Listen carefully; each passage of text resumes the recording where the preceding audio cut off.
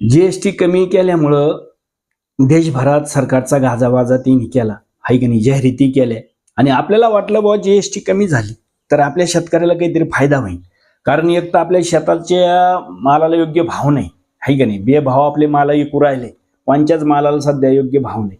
आणि त्याच्याच वरून मित्रांनो अशी आशा होती की जीएसटी कमी केल्यानं काहीतरी फरक पडेल, काही कमी होईल.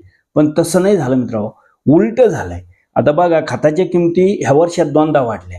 आता ज्या वाढलेल्या आहेत ते तुम्हाला सांगतो, ही 21 ऑक्टोबरला तिने नवीन दर जाहीर केलेले आहे.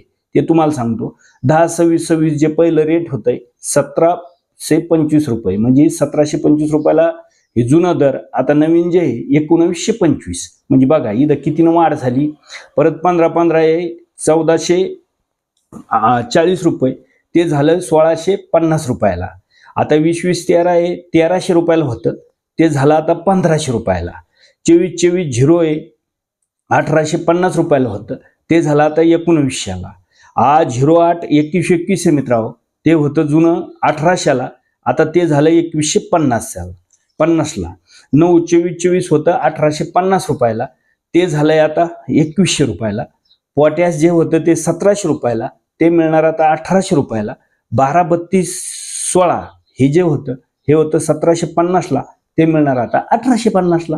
म्हणजे आपल्या मालाला एक तर एकीकडे भाव नाही, वरून हे खताचे नवीन दर वर्षातून दोनदा जाहीर केले मित्रांनो. म्हणून हे जे चाललं ना, हे जे सरकार आहे, हे केंद्र सरकार पूर्ण टोटली शेतकरी विरोधी आहे. म्हणजे एकीकडे आमच्या मालाला भाव द्यायचे नाही, दुसरीकडे खपाखप प्रचंड भाव वाढायचे, खताचे असो औषधाचे असो. मग कसा शेतकरी सुधरण हो, है का नाही? आणि काय घंटा कर्ज फेडणारे शेतकरी असे जर दर तुम्ही जरा हे केले, म्हणजे शेतीला खर्च लागणारा तिनपट झालाय. आणि काय कर्ज फेडीन शेतकरी, कम नाही कर्ज माफी मागा शेतकरी, असं जर चाललं मित्र होतं.